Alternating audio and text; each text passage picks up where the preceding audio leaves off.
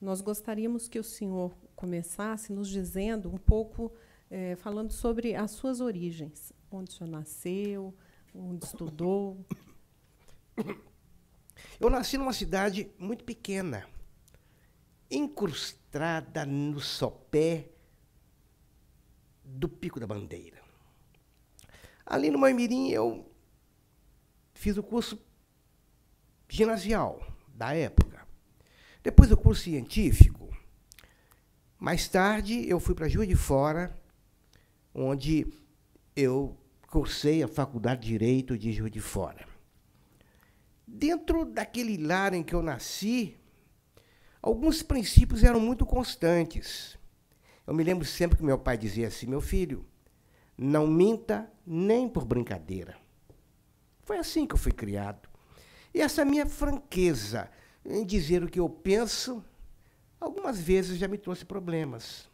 Porque dizer a verdade nem sempre é agradável àquele que escuta essa verdade. Mas essa foi minha criação. Viver com a verdade, amar a Deus sobre todas as coisas, ver no seu próximo, não um necessitado, mas um irmão. Foi assim que eu caminhei. E dou graças a Deus, porque esses princípios geraram em torno de mim tudo aquilo que eu precisava e tive que fazer nos momentos bons, alegres ou difíceis. Essa foi a minha origem.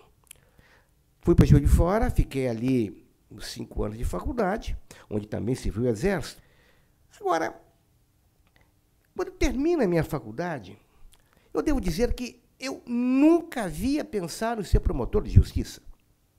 A minha ideia era voltar para a minha cidade natal, Maimirim, e adentrar no escritório de advocacia de meu pai. Acontece que em toda a faculdade, nós o sabemos, existem grupos de amigos com uma maior condição de vivenciamento em conjunto. Um desses, eu jogava futebol no time da escola. Um dos jogadores chamava-se Ronald dos Santos Valadares. E ele virou-se para mim e falou: Cabral, vamos fazer o concurso para promotor de justiça? Eu falei: mas promotor? Sim. Daí a pouco, um outro colega chamado Raimundo Pereira Guedes falou: Cabral, vamos fazer concurso para promotor? Foi o segundo. Em determinado momento, o Geso Pontes, que fora sargento, e quantas vezes já fiz continência para ele, queria sair do Exército e falou: Cabral, vamos fazer concurso para promotor? 3 vezes já começa a pesar. Eu vou passar férias na minha casa e conto isso a meu pai. E ele disse: que coisa boa, e por que você não faz? O senhor se formou e imediatamente fez concurso no Ministério Público. O senhor exerceu também o magistério, foi concomitante ao exercício do cargo de promotor de justiça, foi anterior? Eu nunca lecionei até então. Mas a pergunta me leva à minha primeira comarca, porque foi lá que eu comecei.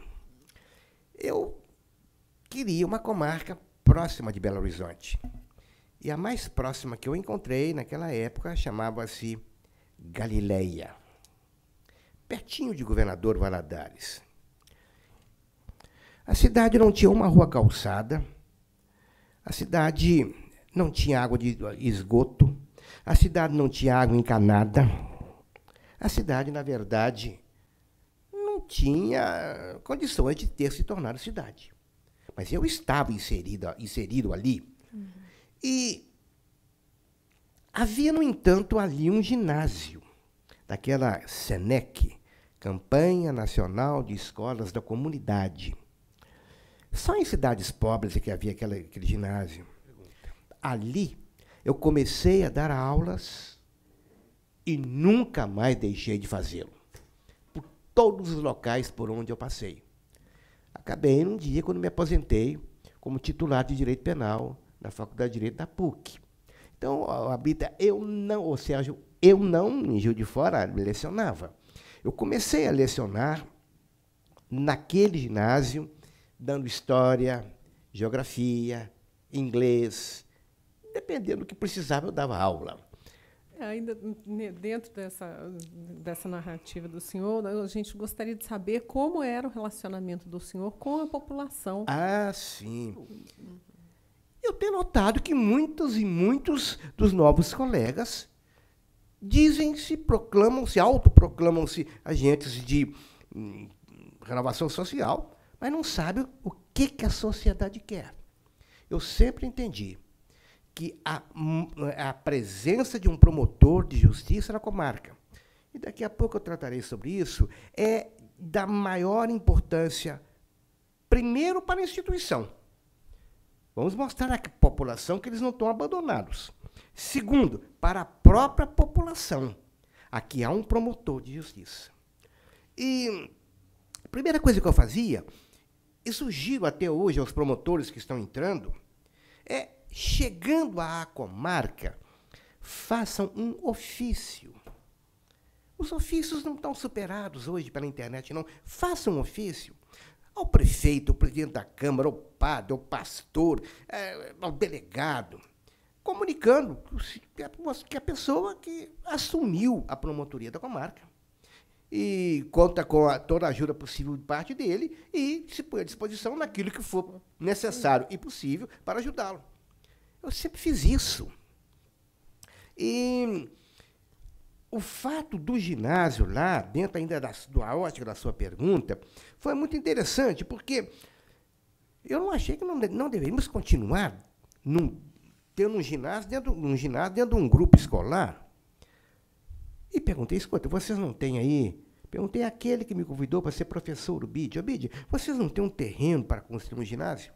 Ele me mostrou um terreno cercado, maravilhoso, cheio de palmeiras.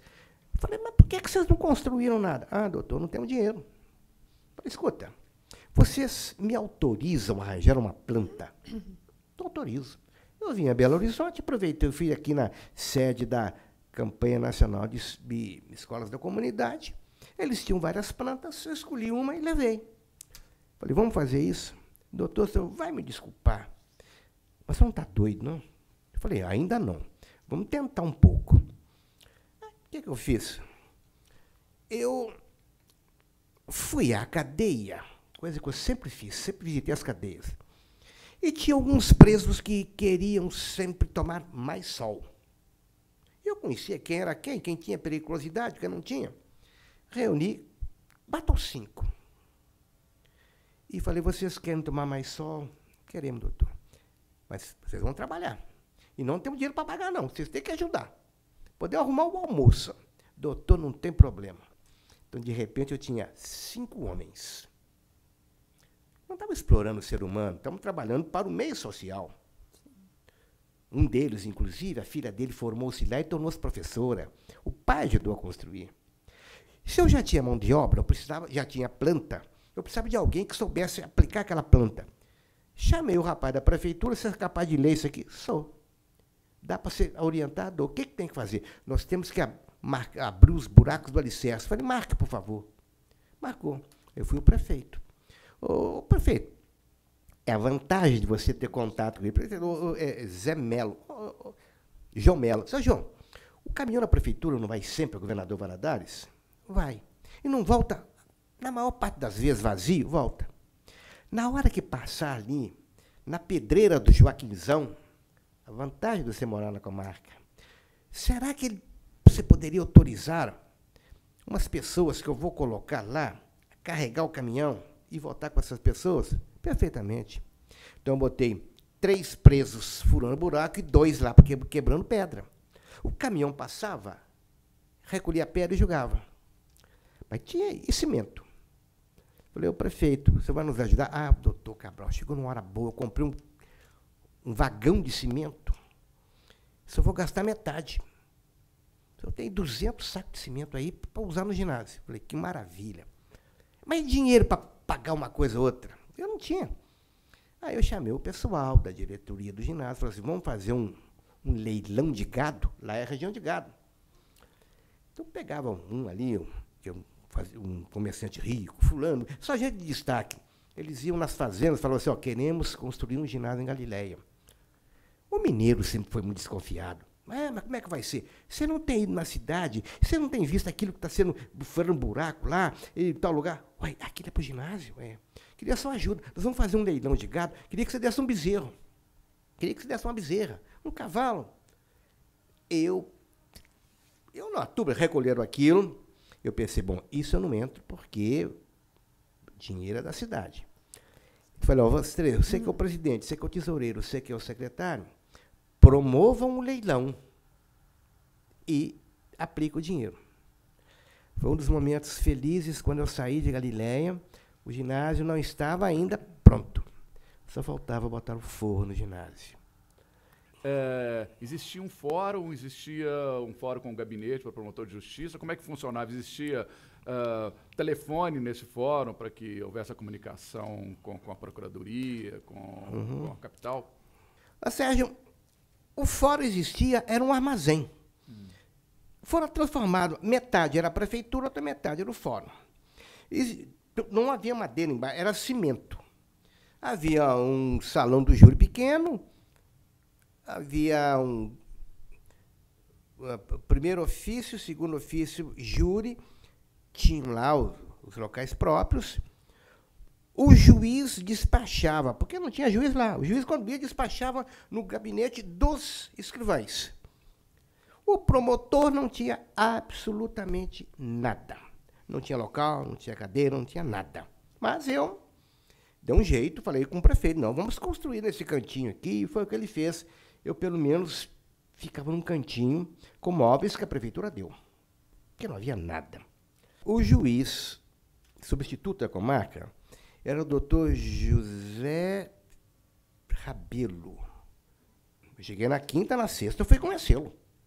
Fui lá, eu não tinha carro naquela época, nós não ganhávamos para comprar um carro. Me deram uma carona, eu fui lá.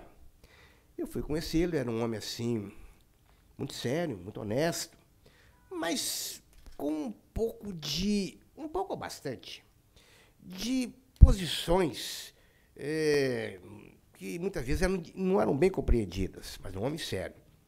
Ele virou-se para mim e falou assim, ele assentado, um birô, eu à frente, ele falou assim, doutor Cabral, o senhor sabe atirar?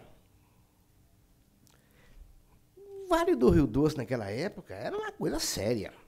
Falei, doutor Rabelo, José Vieira Rabelo, o nome. Doutor Rabelo, eu apenas sei atirar com arma de cano longo, porque com arma de cano longo eu me especializei até na minha companhia, contei a história. Ele ficou assim, e o senhor tem arma? Tem revólver? Eu falei, não, senhor, não tenho. Porque eu sou assim. Enfiou a mão nas costas, arrancou um revólver, pôs na mesa, um grandão 38. E se isso falhar, enfiou a mão assim, tirou um 32, pôs assim. Eu falei, ah, meu Deus, onde é que eu estou? E se tudo piorar, ele puxou assim, tinha um punhal. Eu falei, ah, doutor Rabelo, eu admiro muito o senhor, mas eu não tenho jeito para isso. O senhor nasceu onde? Eu nasci no Maiimirim. Daí a pouco, o senhor é filho de quem no Maiimirim? Doutor Joaquim Cabral. Joaquim Cabral? Falei, sim. E veio, daí a pouco, última pergunta. Eu falei que tinha um tio que era juiz de direito.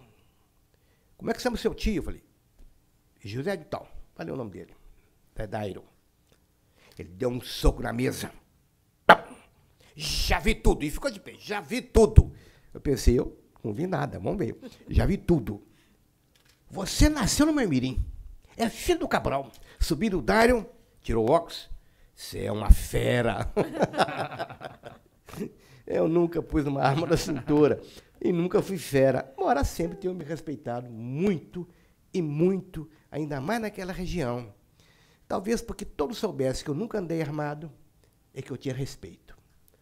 E quantas primeiras sessões lá do julgamento pelo Tribunal do Júri? Nós sabemos que havia naquela época, era um pouco difícil a condenação, porque Na maioria das vezes, os presos, os familiares conheciam todas as pessoas da comunidade, iam antes dos jurados e pediam. O senhor se lembra como é que transcorreu essa sessão ou essas sessões do Tribunal do Júri no começo, quando o senhor chegou lá? Você, veja bem, no interior, naquela época, votava em razão da profissão, da religião, do compadrismo, do partido político e por aí afora. Claro que eu cheguei numa quinta para fazer na sexta, na segunda julgamento, tinham problemas. Mas eu comecei a conhecer todo mundo. E aí, não havia juiz, o juiz era o substituto. Sim. Eu entrei no ano seguinte com uma relação de modificação do corpo de jurados. Colocando quem? Colocando, de preferência, pessoas que não eram da cidade. Bancário, abriram um banco lá, pessoas que chegaram depois e já tinham um preparo melhor, uma visão melhor das coisas. Há um detalhe muito interessante, eles falam que o espírita, quem é espírita, absolve todo mundo. O católico fica lá ou cá, o protestante só condena. Claro que eu não parti desse princípio. Isso seria até uma hipocrisia de minha parte. Mas eu procurei olhar dentro de todas as camadas sociais as pessoas que tivessem independência, não tivessem ligações maiores na cidade. Aí, havia um advogado lá da cidade vizinha de Conselheiro Pena, Osiel Henrique Schwartz, uma alma muito boa, um homem extraordinário, até morreu. Ele um dia foi muito franco comigo, veio reclamar. Falou, Cabral, não tem jeito de fazer mais júri em Galileia. Falei, por quê, Osiel? Tudo que você falar, eles fazem aquilo, então o que adianta? Agora, você tinha que saber, Brito, lidar com o jurado. Certa feita eu saio da cidade, vou a um distrito, e nesse distrito morava um senhor, João de Oliveira Viana. Ele é um homem assim, alto, corado, loiro, de olhos azuis. Um azul até que te perturbava. Eu estava falando, ele ficava assim. Mas viu o advogado, ele também ficava assim, entendeu? Eu fui conversar com ele me tratou muito bem, como sempre trato no interior, não é? Me deu um café e falou assim, doutor Cabral, eu sou jurado há muitos anos, mas eu queria só uma informação, uma coisa que os senhores falam que eu não tenho jeito de entender. Falei, Sejão, o que é? Na hora dos quesitos, tem uma pergunta assim, se a atuação lá do homem, lá do réu, lá, foi de só menos importância, quem que é esse só menos? Eu não conheço, não. Veja bem, você é um homem muito bom, mas tinha que mudar. Foi isso que eu fiz, mudei, entendeu? E o júri é um teatro. O Osiel era protestante, ele só fazia o julgamento com a Bíblia debaixo do braço. Pegava o processo e dizia assim, aqui no processo, e não lia nada. A primeira vez ele me enganou, na segunda vez ele foi com a Bíblia, eu fui com a minha. Ele abria lá, eu abria cá. E começou a chorar no júri, ele chorava lá, eu chorava cá. E falou assim, não tem jeito, mas você aprende muito na vida. E como que era o sistema de promoção e remoção naquela época? É assim, olha, você tinha que se humilhar, procurar os procuradores, e eles iriam recebê-lo nas suas casas com uma pompa, com um ar de grandeza, e você humilde. É como se fosse uma formiga diante do elefante. Doutor, eu gostaria muito que o senhor pensasse no meu nome, me ajudasse a entrar numa lista por merecimento. Aquele que mais pedia, que ele tivesse mais influência, ia. Acontece que, na minha vida, eu dei muita sorte. Eu fui para o Vale do Rio Doce. Ninguém queria ir para o Vale do Rio Doce. Então, eu nunca tive problemas. Entrava numa lista e era promovido. Vagou-se Resplendor, eu me candidatei, eu fui nomeado, fiquei lá 2 anos. Eu fiquei 3 anos em Galileia, 2 anos 2 anos e meio em Resplendor, e depois eu fiquei, acho que 4 em Conselheiro Pena. De lá, eu fui para o exterior fazer um curso. Mas era assim que foi a promoção, eu não tive dificuldades. Mas havia colegas nossos, Helene, que ficavam 10, 15, 20 anos numa comarca, esperando abrir a comarca vizinha para poder ter uma chance de ir para lá. E diziam até que minha carreira foi muito rápida na época, diziam que nunca tinham visto uma carreira tão rápida quanto a minha e que eu não era filho de desembargador. Quer dizer, filho de desembargador, quer dizer, ia rápido. Eu gastei 12, 15 anos para chegar em Belo Horizonte. E naquela época foi uma explosão de rapidez. Então, agora nos conte, por gentileza, algum ou alguns fatos que marcaram a sua trajetória lá em Resplendor. Resplendor? Olha, fiquei menos tempo lá, então tem menos coisas para contar. Mas a primeira coisa foi a seguinte. Eu cheguei num momento político local de mudança política. Um determinado partido era o mandatário e foi o outro quem ganhou. Um belo dia eu estou no meu gabinete, quando chega um senhor, não sei o nome dele, chegou um senhor, e chegou com um bilhete. Chegou com um bilhete às mãos, me entregou. Doutor promotor, por favor, atenda o senhor fulano de tal, que é meu amigo. Datou e assinou. Bom, a obrigação do promotor é atender o meio social, entendi. No dia seguinte, me volta um outro, com um outro bilhete, da mesma pessoa. Eu já olhei aquilo e falei, isso, não estou gostando disso. Terceiro dia, mesma coisa. Esse senhor era um chefete político da ala local que havia ganhado. Quando chegou ao quarto com o bilhetinho, eu falei com ele, olha, meu senhor, o senhor não tenha dúvidas. Eu vou ouvi-lo, vou atendê-lo no que for possível. Agora, antes, você vai me fazer um favor, depois você volte aqui. Pois não. Você vai pegar esse bilhete, entregar ao seu fulano de tal, que mandou você entregar, e dizer que o promotor de justiça atende qualquer um que comparecer no gabinete dele. Não importa a riqueza, a cor, a religião ou o partido político. E se me chegar mais alguém com um bilhetinho dele, eu não atenderei. Certo? Certo. Ele foi lá, voltou, atendi, não, nunca mais recebi um bilhetinho. Depois, lá em Resplendor, eu lecionei no ginásio estadual, na Senec, e eu tinha um detalhe. Eu comia a comida dos presos uma vez por mês. Eu chegava e via almoçar. Você vai almoçar. E houve um domingo que eu chego lá, falei, oh, foi bom você ter chegado, prova essa comida. A comida estava azeda. Eu falei, chama aqui o fornecedor. Aqui, ó, aqui estão as marmitas. Hoje é meu dia de comer aqui. Essa comida nem porco come. Eu vou ficar aqui e só saio daqui na hora que vier a nova refeição e eu como aqui. Nunca mais repetiram aquilo para os presos. É o exemplo que você tem que dar, a presença que você tem que dar. É isso que o promotor tem que fazer. Agora, a promoção para Resplendor, para Conselheiro Pena, foi um fato também, Elaine, que me tornou assim, muito sensível. Eu estou em casa no fim de semana, acho que um domingo também, quando apareceram 3 senhores lá em casa.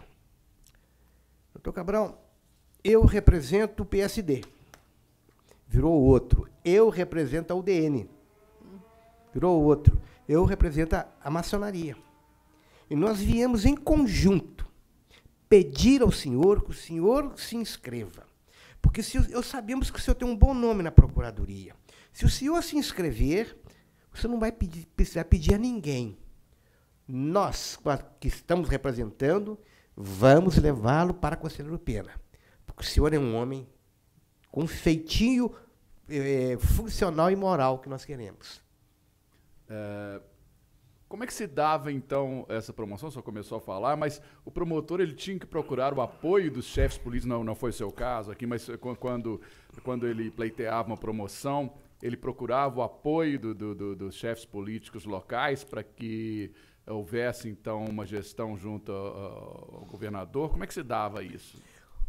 quem levava os atos para o governador? Era o secretário de Interior e Justiça. Não era nem o procurador. O procurador não despachava com... Não despachava? Não, nunca despachava. Não, nunca. Era o secretário do Interior e Justiça que despachava.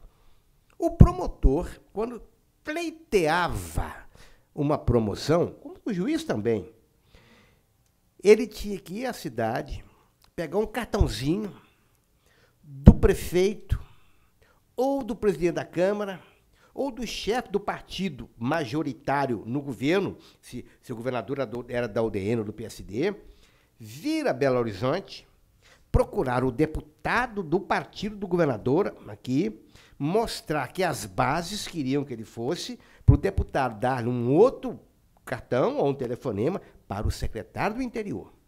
O secretário do Interior, quando ia despachar com o governador, cada candidato tinha a sua pasta. Nessa pasta estavam todos os pedidos políticos para aquele governador, para aquele candidato. Aquele que tivesse mais padrinhos é que seria promovido. Mas também isso ocorria na hora da nomeação. Hoje, nós somos nomeados, ou são nomeados promotores, pela classificação no concurso. Naquela época, não. Naquela época, eu vi casos, doutora Helene, de pessoas que passaram nos primeiros lugares serem defenestrados por aqueles que passaram em últimos lugares. Porque os últimos tinham padrinho político, os outros não tinham. A promoção com o procurador-geral despachando com o governador só ocorreu na gestão do doutor Valdir Vieira, depois da Constituição de 88. O doutor Valdir Vieira foi despachar com o governador, e o secretário de Interior e Justiça não queria, não deixou. Ele falou, não, se eu vai, eu vou também e tal, eu sei que ele foi. Mas então ficou combinado, secretário, toda vez, doutor Valdir, que o senhor quiser despachar com o governador, só me procura que eu levo o senhor lá. Ele falou, não, mas que é isso? A lei já diz que é o procurador-geral. E aí deve ficar muito registrado o seguinte, foi na época do doutor Aloysio Quintão que o procurador-geral passou a mandar projetos de lei ligados ao Ministério Público diretamente à Assembleia, propor aumentos de vencimentos, e eu estava presente, isso, para mim, na minha história, uma honra muito grande, eu e outros colegas, na primeira vez que o doutor Aloysio Quintão assinou, na frente da Câmara de Procuradores, o ato de nomeação, remoção e promoção de vários promotores de justiça, e isso foi registrado na ata. É a primeira vez que se faz isso em Minas Gerais. Doutor, sem interferência externa. Né? E sem interferência externa. Hoje em dia não passa pela nossa cabeça que venha um político pedir para promover um promotor de justiça. Pelo contrário, será até negativo. É. Ok? Eu nunca tive casa do promotor na cidade. Galileia, Resplendor, Conselheiro... Era comum, doutor Cabral, o promotor de justiça chegar numa comarca e a comarca ter uma casa da prefeitura destinada ao juiz em algumas regiões era comum. Era tão pouco que a gente ganhava que essa casa era uma forma de você ter um pouco mais de recursos financeiros. Você não gastava dinheiro com uma casa. O Conselheiro Pena não tinha casa. Até que sai o juiz, e vai o juiz novo. E o prefeito arranjou uma casa para o juiz. Eu fui procurá-lo. Falei, fulano, eu nunca tive casa em nenhuma comarca por onde eu andei. Aqui em Conselheiro Pena, nunca pleiteei casa. Mas agora chegou o doutor fulano de tal aqui, vocês conseguiram uma casa para ele, então é preciso que haja uma casa para o promotor de justiça. Não é para o doutor Joaquim Cabral, é para o promotor de justiça. Ah, eu não posso, que não sei o quê. Falei, mas como é que você arranja para o juiz e não arranja para o promotor? Ah, não tem condições. Ah, não tem condições. Tudo bem. Eu, em contato com um amigo que eu tinha, um colecionador de selos como eu, de Portugal, eu falei com ele que tinha muita vontade de fazer um curso em Portugal. Ele falou, olha, escreva para a Fundação Calouste Gulbenkian, Rua de Berna, acho que 5. Mandei toda a documentação eu fui para lá, e depois que eu voltei de lá, eu escrevi o primeiro livro, meu primeiro livro, O Ministério Público na Europa Latina. Esse livro, só interromper o senhor um segundo para dizer que realmente é um livro histórico para o Ministério Público e até para a história, né, do Ministério Público mundial, porque ele trata de 4 ou 5 países do Ministério 4 países, Público. Portugal, 4 Espanha, países, Portugal, Espanha, Espanha, França e Itália. E foi nesse tempo, então, que o senhor esteve fora, que o senhor fez essa pesquisa. Foi. E conseguiu, então, todas as informações de como é que funcionava o Ministério Público nos outros países. Doutor Sérgio, quem sou eu para falar alguma coisa, mas eu fui pelo Ministério Público, eu recebi meus vencimentos aqui como promotor de justiça, eu tinha obrigação de fazer alguma coisa, não para o meu deleite. Não, eu tinha que fazer alguma coisa em troca para o Ministério Público. Quando você ganha uma bolsa de estudos, eu acho que uma certa deturpação. Não é para você fazer um doutorado, um mestrado, tem que saber, isso interessa ao Ministério Público? Sim. E o que eu fiz? Eu fiz um programa do que eu iria fazer na Europa, encaminhei para a Câmara de Procuradores, foi aprovada por unanimidade, eles sabiam o que eu iria fazer e que, na volta, eu iria produzir algo ligado ao Ministério Público. Aqui estão livros que eu produzi também, a história do meu pai, os congressos do Ministério Público, a história da associação, a história da instituição. Esse livro aqui eu não tenho. Me pergunta, você podia me emprestar aquele livro que você escreveu? Você veja que pega aqui, ó, Portugal, Espanha, França e Itália, levantando o que havia aqui. Doutor Cabral, por gentileza, agora nós gostaríamos de ouvi-lo sobre a sua transferência para Belo Horizonte na função de assessor jurídico do Ministério Público junto à 2ª Seção, quando o senhor foi, então, colocado à disposição do comando da 4ª Infantaria Divisória nesta capital. O que queriam, na verdade, era uma pessoa que tivesse uma visão independente e fosse capaz de assessorar juridicamente. Vim para cá, sem receber também nada a não ser o meu vencimento de promotor, ainda do interior. Eu fui muito bem recebido, mas a gente tem que, numa outra função, saber como estão as coisas. Um belo dia, chega lá um indivíduo, um oficial, doutor Cabral, nós temos aqui uma pensionista do Exército, eles são do Nordeste, não tem parentes aqui, não tem filhos, ele está entrevado, a mulher entrevada, estão tomando o dinheiro da pensão dele, como é que faz, doutor Cabral? Ué, vamos procurar o Ministério Público, pedir o Procurador-Geral, nomear aqui um curador, para que o curador tome providências. O que foi feito. Outra vez, doutor Cabral, eles estão querendo fazer aqui uma pizzaria, coisa assim, 50 metros do quartel, não sei onde. Falei, peraí, que eu vou estudar. Aí eu verifiquei que tinha um decreto dizendo que a menos de 100 ou 200 metros não seria possível. Tudo bem. Daí a pouco, tudo que era probleminha me chegava. Eu não ia ficar só falando. Toda vez que me pediam alguma coisa, eu escrevia e dava por escrito. Eu sou um assessor jurídico.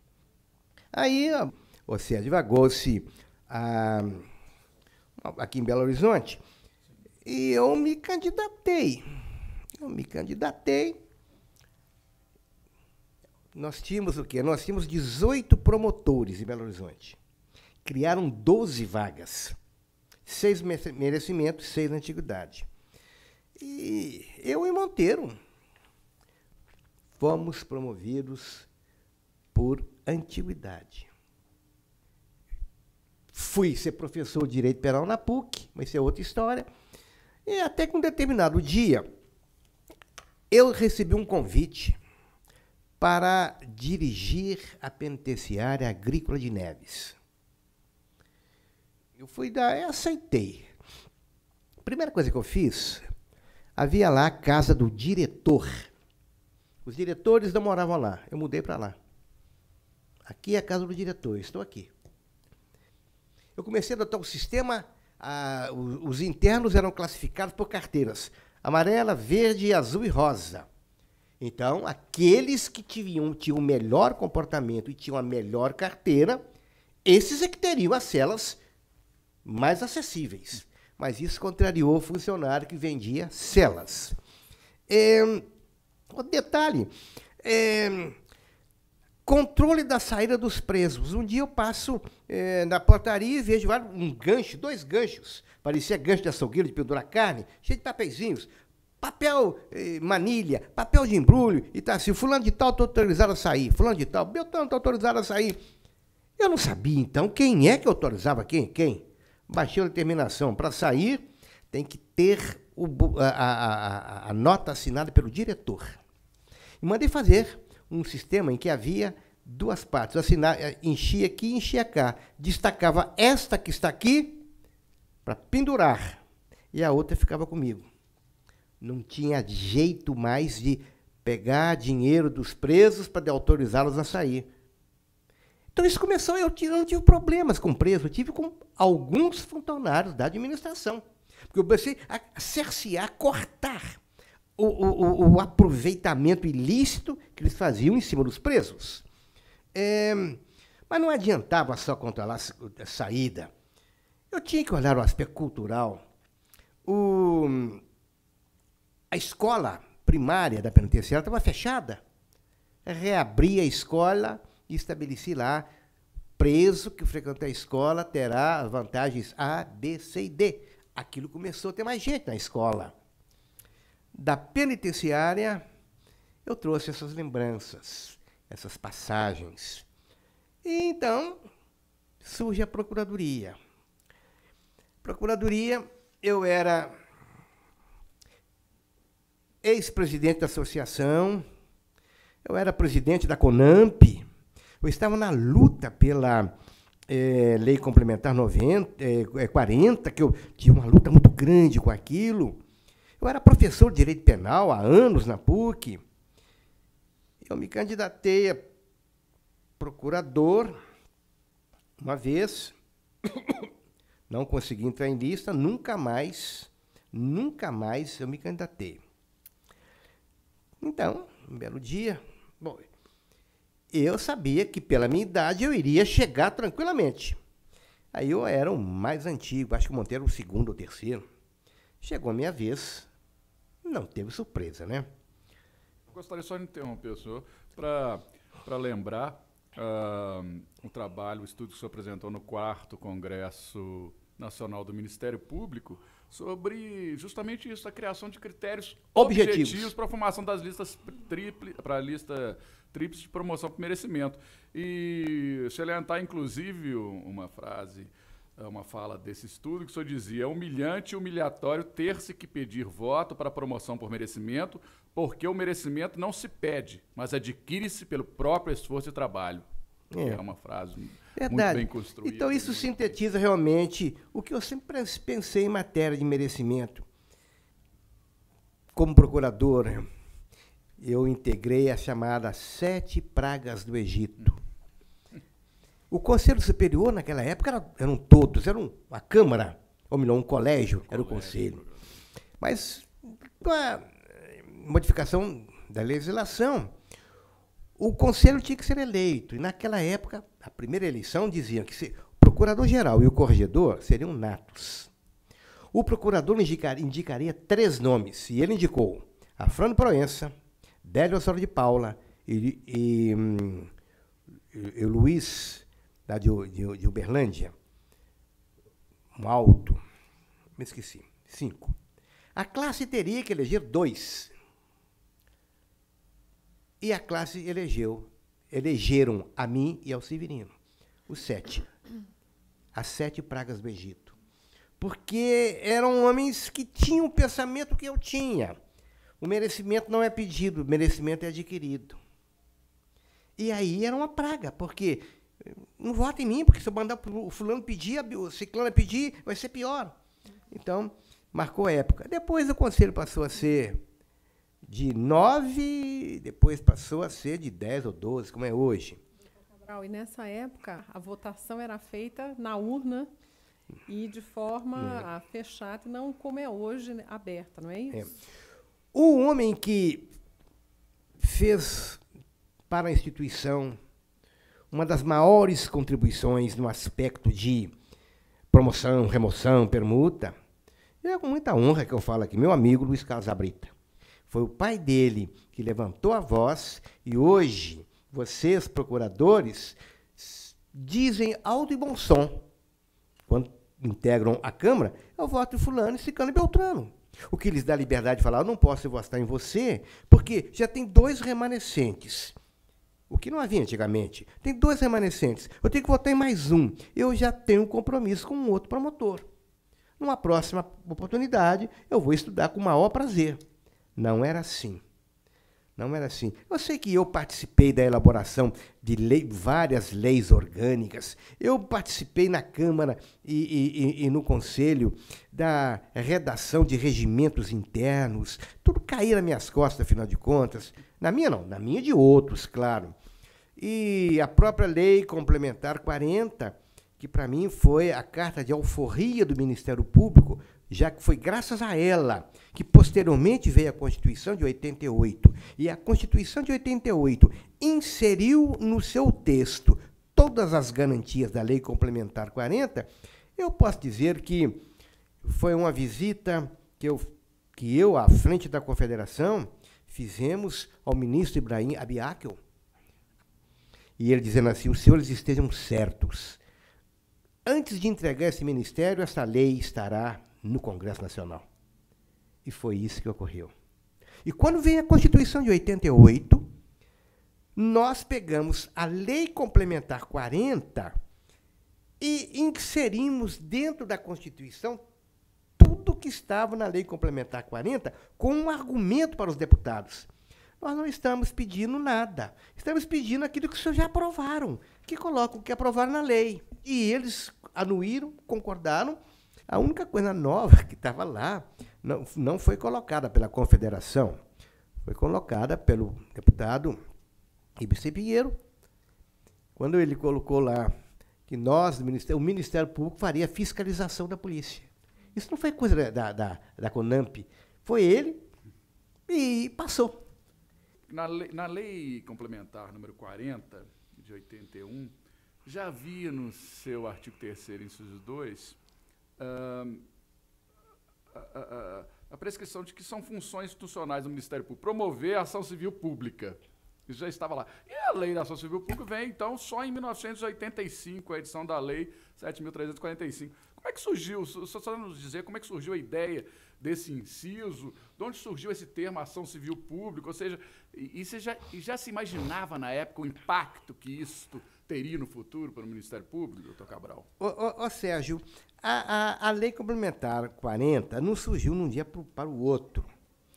Antes da minha gestão na Procuradoria, na CONAMP, nós já nos reunimos mensalmente em Brasília para um esboço de um anteprojeto de lei orgânica do Ministério Público. Eu me recordo, parece, porque isso foi ideia que veio de São Paulo.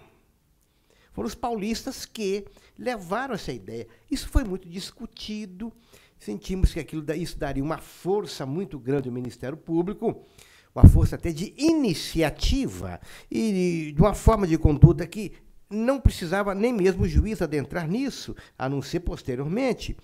E isso foi aprovado. Foi assim. Quando foi aprovado, ao ir para ser inserido na Constituição, o presidente da CONAMP era, do início dos trabalhos da Constituinte, foi o Fleury.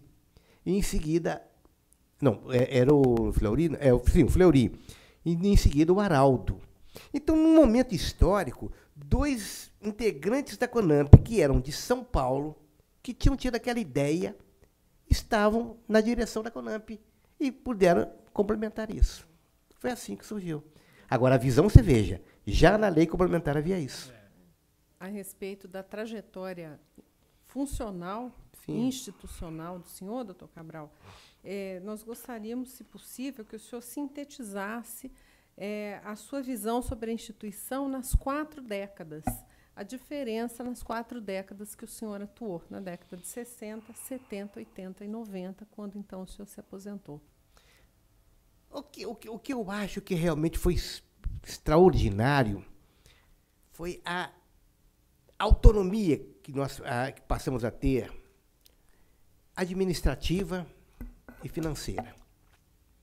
A partir do momento em que nós começamos a organizar a nossa casa, nós começamos a poder enviar projetos de lei sobre assuntos ou necessidades ligadas ao Ministério Público. A partir daquele momento, nós começamos a crescer e nos firmar ainda mais. Agora, ainda mais, quando nós passamos a ter o controle do aspecto financeiro, as coisas mudaram mais ainda. Nós não estávamos mais subordinados à vontade da secretaria, do funcionário da Secretaria da Fazenda, que preparava os nossos cheques, que organizava nossas fichas de recebimento. Então, de repente, nós tínhamos... e o outro detalhe, a questão da... Nós temos um 12º constitucional, que deve ser pago todo mês. Nós temos esse 12º. E, além disso, um poder de geri-lo. Isso foi uma força muito grande. Daí porque eu acho que a escolha do procurador-geral é um negócio muito sério. O que o senhor acha, qual é a sua opinião sobre a forma de eleição do Procurador-Geral de Justiça? Se há alguma deturpação nessa forma de eleição direta? E a própria escolha em lista tríplice daquele que pode ser não mais votado até o 3º lugar pelo governador do Estado? Eu também tenho uma posição com decisões diferentes do que se fala. A gente fala muito em freios e contrapesos. É tão bonito, né? Os poderes têm que ter freios e contrapesos. Quando a gente sente que tem um pequeno contrapeso no Ministério Público, aí isso não aceita. A lista tríplice. É o único momento em que o Poder Executivo adentra. O único. O que não pode é uma eleição de uma lista tríplice ficar ao alvedrio de interesses pessoais. Eu voto no senhor se a minha esposa, se a minha mulher, se a minha noiva também for para uma comarca próxima da minha. Espera aí. Porque há 2 listas dentro do Ministério Público. A lista que faz efeitos internos e a lista que faz efeitos externos. Quando a lista produz efeitos internos, promoção, remoção, permuta, a lista é tríplice. Quando ela vai produzir efeitos externos, a lista é quíntupla, ou sextupla, lista sextupla. Vaga no Superior Tribunal de Justiça, vaga no Tribunal de Justiça. O Ministério Público faz uma lista sextupla. Agora, a lista de procurador-geral, ela vai ter produção interna ou externa? Externa, o governador é que vai escolher. Então, por que lista tríplice? Coloca lista sextupla. E qual seria a vantagem disso? Acabar as brigas para que um grupo ou outro queiram colocar 3 de um determinado grupo, o outro 3 do outro, e aí é que surge a briga. Coloca uma lista sextupla. Lista sextupla. Isso eu quero perguntar. Eu, governador, estou perguntando à classe quais são os 6 integrantes da instituição, homens e mulheres, que os senhores da classe entendem que estão aptos a dirigir a classe. Esses 6. Agora, a escolha é pessoal. Mas por quê? Há uma corrente que fala assim, não, o mais votado. Sim, tem muitos colegas brilhantes em Minas e fora que defendem isso. Mas nós não podemos nos esquecer que o chefe do Ministério Público também tem a sua função administrativa e política. Ele tem que ter relação com os poderes constituídos. E um dos poderes constituídos chama-se Executivo. E, de repente, você fala assim, eu sou do partido A, ele é do partido B. Vamos fazer todos a lista de 3 do A, porque qualquer um que ele escolha, ele vai ser a oposição ferrenha ao governador. Isso soma, isso ajuda, isso engrandece, isso facilita. Então, o que eu acho? A lista deveria ser sextupla.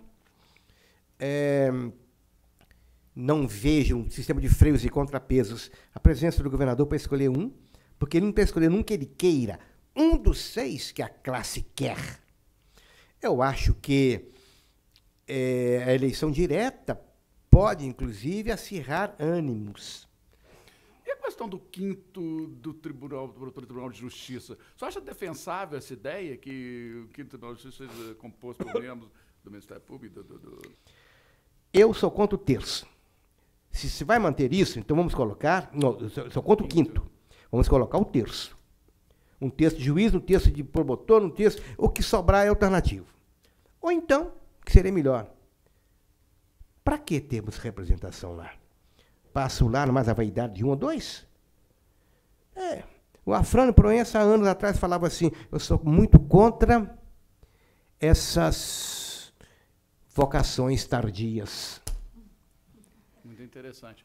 E há, inclusive, uma tese, se há o quinto para o Tribunal de Justiça, deveria haver também no Ministério Público o quinto dos Não há advogados. dúvida. Na OAB e aqui. É isso mesmo.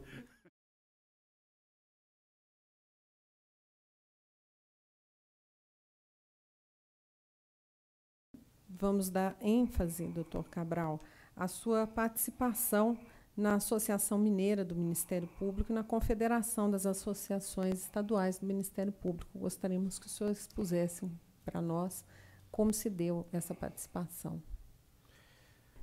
Quando o doutor Castelar estava vencendo o mandato, surgiu a maior disputa até então na associação. De um lado, o doutor Alberto Pontes, extraordinário procurador, apoiado pelo doutor Cupertino e seus amigos. Do outro lado, o procurador Marcos Elias de Freitas Barbosa, apoiado pelo doutor Castelar e seus amigos. Veja um detalhe interessante. Ambos eram procuradores de justiça. Até aquele momento histórico, todos os presidentes que passaram na nossa entidade de classe eram procuradores. Era, na verdade, condição sine qua non. Para você ser presidente da associação, ser procurador de justiça. E mais um detalhe. O doutor Marcos Elias ganhou, mas da sua chapa, só o tesoureiro, Caio Bolivar. Todos os outros eram da chapa do Cupertino. Era possível, então, votar na chapa pegando alguns membros de uma outra? Isso foi há pouco tempo que acabaram com isso. Você não me perguntou, mas eu gostaria de falar. Eu, pessoalmente, eu acho que o sistema antigo era interessante. Uniam as forças, não porque eles quiseram ou queriam uni-las, porque a própria classe, os próprios eleitores, entendiam que o melhor candidato para uma função seria você, o outro seria a Elaine. Isso deu certo, parece que foi só a partir da administração do doutor Vartulli é que começaram a criar o problema de ter que votar em chapas completas. E olha, vejam bem como é que foi interessante. Eu, quando cheguei, comecei a ajudar a todas as forças, um lado e outro, eu nunca fui de criar grupo. Quando lançaram a chapa do doutor Marcos Elias, meu nome era o candidato a primeiro secretário. Quando lançaram o doutor Cupertino, meu nome era de primeiro secretário. Mas, de repente, houve um movimento interno lá, não sei bem o que houve. Não vamos misturar, tem que ser ou numa ou noutra. Falei, qual foi a primeira que o Cabral foi lançado? Pela do Cupertino. Então, fica no Cupertino. Então, eu fui eleito. Ganhou o Marcos Elias e, evidentemente, agora eu era um integrante da associação. E tinha que ajudar ainda mais. O doutor Marcos Elias pretendia fazer aqui o 4º Congresso Nacional do Ministério Público. O primeiro foi em São Paulo, em 1941. O segundo em Guarapari, em 1970, 20 anos depois, ou 30. O terceiro foi em Porto Alegre. O quarto em Minas Gerais. Eu fui seu secretário-geral. Ora, esse fato foi, para mim, de uma coincidência ou um valor muito interessante, valor classista muito grande, porque eu já estava sendo conhecido aqui na capital, pelos promotores da capital. De repente, a um congresso, eu começo a ser conhecido pelos promotores do interior. Logo em seguida, uns 5 ou 6 meses depois do congresso, haveria a sucessão da associação. E aí foi uma loucura. Lá na Lanchonete Nacional, estavam reunidos os promotores e nós cometemos, não digo cometemos, tivemos a maior audácia que se poderia ter naquela época. Nós resolvemos fazer uma chapa inteira só de promotor de justiça. Eu, presidente, Monteiro, vice, o seu pai ainda estava no interior, o Afrânio era promotor, o Paulo Sérgio promotor, o de Juiz de Fora, o Cheque é promotor, o Zé Costa, aqui em Sete Lagoas. E não houve oposição. Nós fomos eleitos por unanimidade. Só que eu e Monteiro nunca mais entramos em uma lista qualquer, sequer. Nós chegamos a procurador por antiguidade, primeiro porque nós não fomos fazer o beijamão, como disse na vez anterior, e a Casa dos Procuradores pedir voto por merecimento. Segundo, porque nós tiramos um lugar dos procuradores, presidência da associação. Depois do meu mandato foi o Monteiro. Depois do Monteiro foi o Abrita. Depois do Abrita foi o Salomão. Todos promotores de justiça. Na minha gestão, tivemos o primeiro funcionário da associação. Como primeiro funcionário? Porque eu consegui que lá no fórum, no 12º andar, havia um cantinho, a associação pudesse ali funcionar. E consegui, de graça, não sei de quem, uma máquina de escrever velha. Foi o filho do Zé Costa, que era tesoureiro, o Carlos Henrique de Araújo Costa, um rapaz excelente, que já faleceu, infelizmente. Ele era o secretário. Dentro da associação, quando eu adentrei e era candidato, eu apresentei um programa de trabalho. Foi a primeira vez que surgiu um candidato com um programa.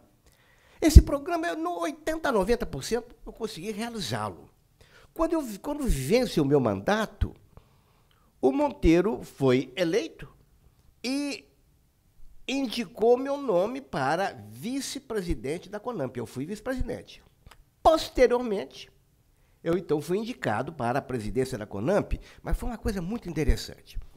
Houve o Ministério Público Federal, que integrava a CONAMP, quis assumir o comando da CONAMP e teve o apoio de Santa Catarina, Distrito Federal, Goiás, porque eles lançaram o Pereira como candidato em Goiás. E a eleição foi em São Paulo. E foi uma eleição, eu e o Pereira. Na hora da Assembleia, no momento final da Assembleia, fizeram uma proposta para que os dois candidatos apresentassem o seu programa. Aí me deixaram falar, né? Quando me deixaram falar, então, eu acho que ali eu convenci algumas pessoas. E eu fui eleito também por um voto. E eu não poderia empatar, porque eu era mais novo do que o Pereira. Como presidente da CONAMP, então, eu entendi que eu tinha como obrigação, e isso tive para comigo mesmo, de fazer chegar ao Congresso Nacional a lei que estava prevista na Constituição. A Constituição dizia assim: Lei Orgânica de Iniciativa do Presidente da República estabelecerá os princípios fundamentais do Ministério Público dos Estados. Na época, o ministro era Ibrahim Abiaquil. E eu não me canso de dizer, o Ministério Público de hoje, não de Minas, mas de Minas e do Brasil inteiro, deve a sua existência como é hoje a Ibrahim Abiaquil. Por que a CONAMP é chamada, ou era chamada também de CAEMP? Por que essa denominação CAEMP e não CONAMP, e nós todos falando CONAMP até hoje? Os estados, a maioria deles, tinha uma associação de classe. Mas, em um determinado momento, nós entendemos que as associações individualmente teriam pouca força. Seria preciso que elas se coligassem, criando uma confederação. Isso foi feito por ideia de Minas Gerais, partindo do Dr. Zé Cupertino Gonçalves. Foi feito durante um congresso que houve no Rio de Janeiro, ou melhor, não no Rio de Janeiro, numa cidade serrana do Rio. Lá, todos concordaram em criar esse órgão, mas a instalação seria aqui em Ouro Preto.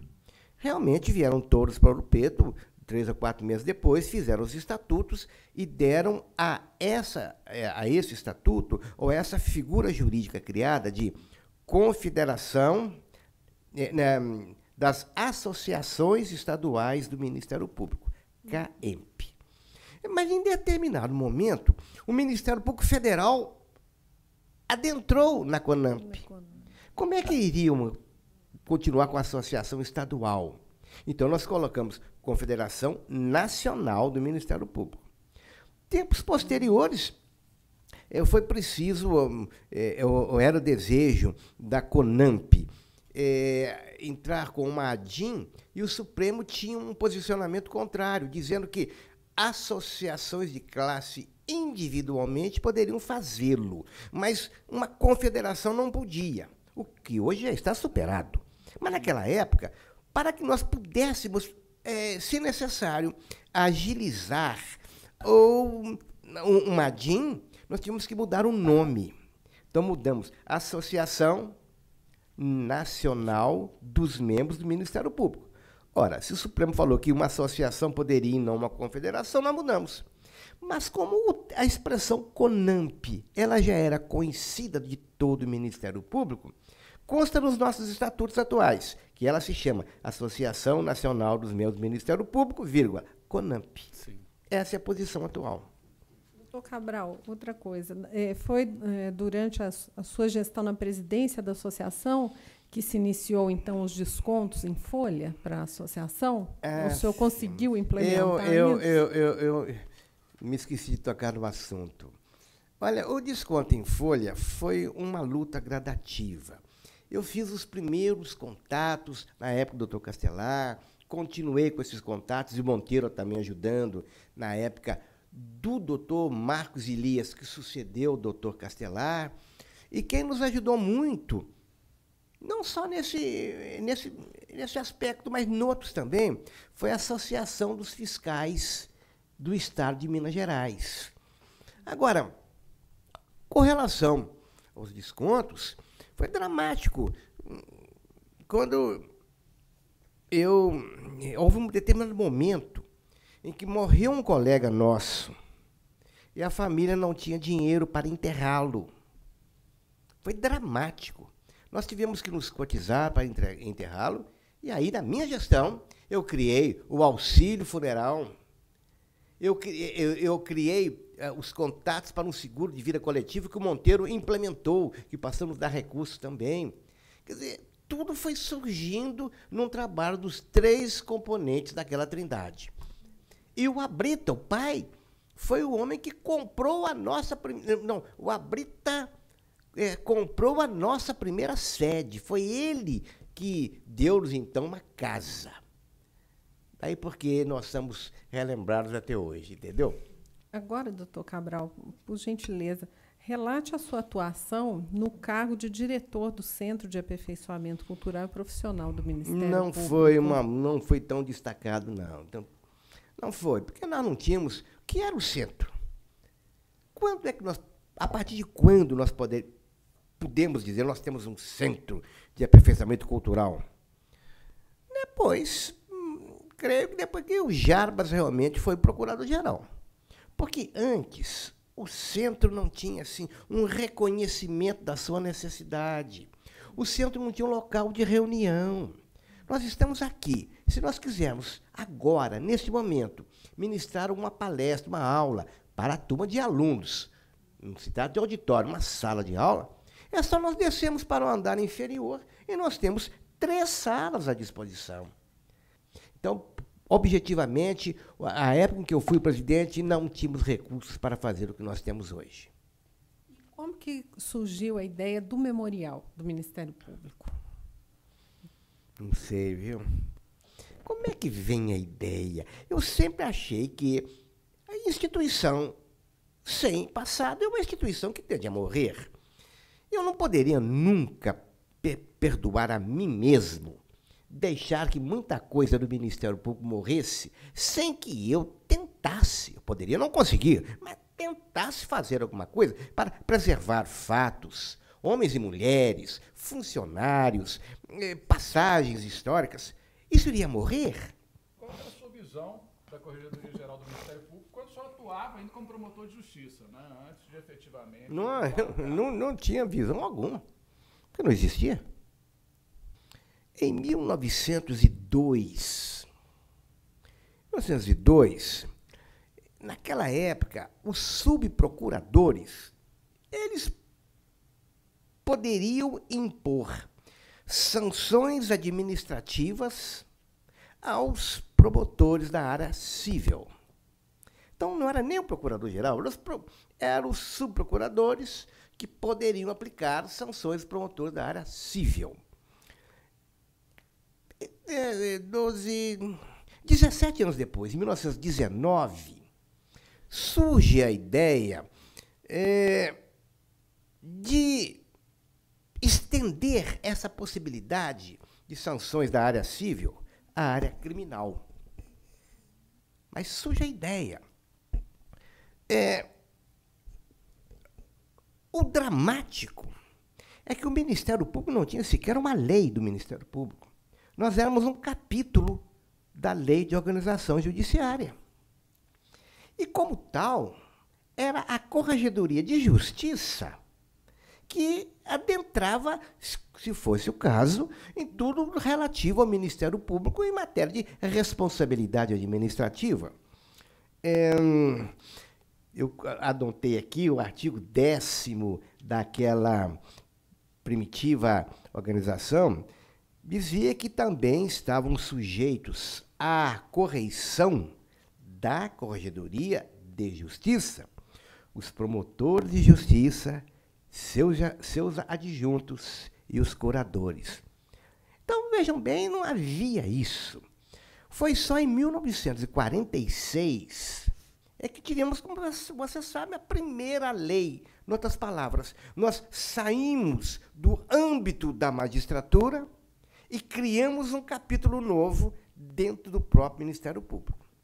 Mas, ainda assim, nós não tivemos uma corregedoria. As raízes da atual corregedoria do Ministério Público vão surgir em 72. Antes, eu gostaria de fazer uma observação minha, pessoal. Corregedoria Geral do Ministério Público. Eu acho que esse nome está errado. Ou nós vamos mudar o nome, ou vamos transformá-la em uma Corregedoria Geral. E como Corregedoria Geral, ela tem que abranger os integrantes da instituição e os funcionários, os servidores do Ministério Público. Ela só será geral quando tratar de tudo aquilo dentro do Ministério Público. Feita essa observação, na Lei 616, aquela legislação própria do Ministério Público, o procurador-geral tinha funções de punições correcionais. Em 1950, 48 e 50. Só em 72 é que houve um ato administrativo criando a corregedoria. Foi o Dr. Wagner de Luna Carneiro. Eu o conheci muito. Eu me lembro da criação da corregedoria. Por que foi criado através de um ato? Na Assembleia Legislativa, existia um anteprojeto de lei criando a corregedoria. Então, ele aproveitou que havia um anteprojeto, baixou o ato, convalidado pela Câmara de Procuradores, e baseou-se em dois momentos distintos que vivia o Ministério Público. Primeiro, em 1972, já se sentia um aumento muito grande do quadro de integrantes da carreira. Eles sozinhos para tomar conta de tudo, além do aspecto político e administrativo da instituição.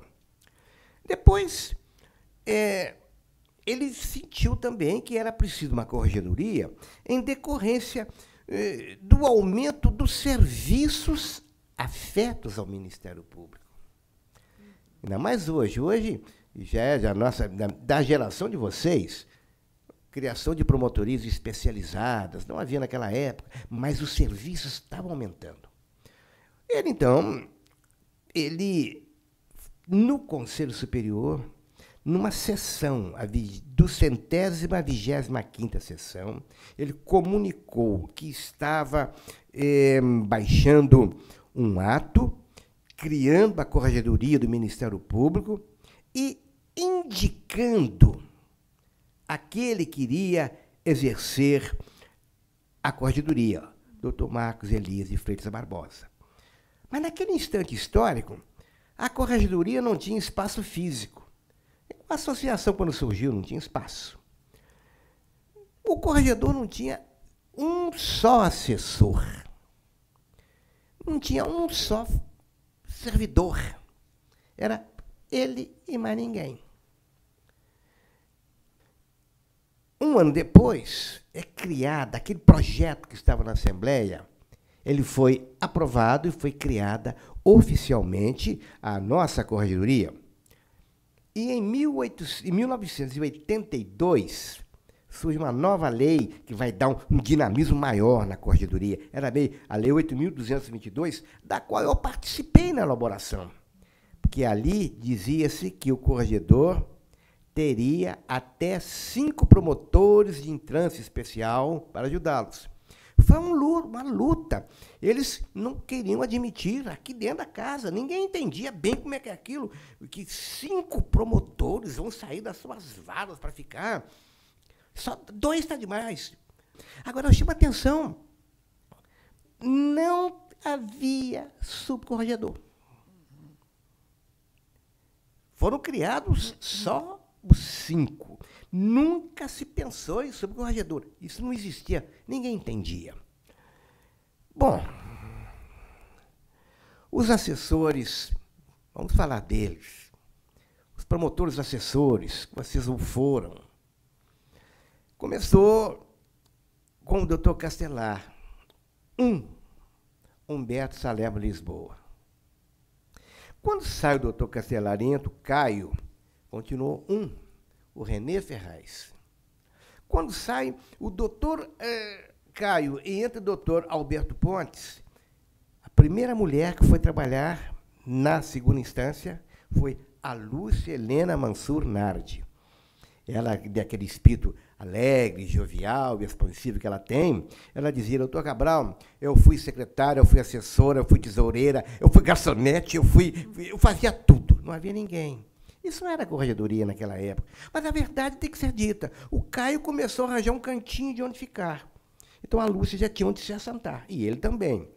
Depois do Caio, e mais, vejam bem, quando o doutor Caio entregou a corregedoria ao seu sucessor, que foi o Cupertino, ele colocou com ênfase no seu discurso de transmissão que a instituição Corregedoria já estava altamente preparada, porque tinha, inclusive, uma máquina de escrever. Isso é realmente digno de registro para ver o que era o ambiente na época. Com o doutor Cupertino, as coisas começam a mudar. O doutor Cupertino, o mandato foi aumentado para 2 anos, e aí, então, mulheres começam a aparecer. O Domício, o Zé Maria Santos, a Neuza e a Maria de Lourdes Oliveira e Silva.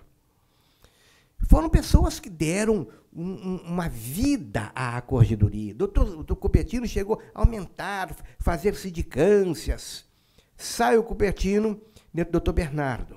Continua o Domício, o Alcir, a Maria de Lourdes. Sai o Bernardo, entra o Marcelo. Renato Gomide, Zé Lemos, sobrinho, o Alcir Costa. Sobre o Marcelo de Paulo, a gente tem que registrar uma coisa muito interessante.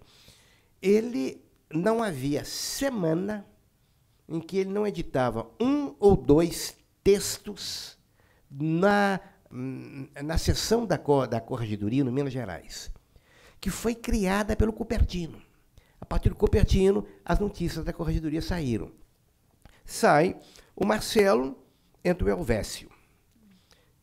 2 assessores, o Carlos Alberto e o Marzano. Mas a situação do Marcelo, do Elvésio, foi muito interessante, porque ele ficou 4 ou 5 meses, saiu, e depois eu entrei. Indicado por ele, inclusive. Nomeado por ele. Naquela época, o procurador-geral era feito uma lista tríplice, na época do Elvésio, era escolhido um, e com a saída do Elvésio, os 2 remanescentes estavam lá. Essa lista tríplice era formada pelo Colégio de Procuradores. E houve, na verdade, um momento, doutor Sérgio, muito interessante. Naquela época, houve uma oposição, principalmente da segunda instância do Ministério Público, ao Procurador-Geral em exercício.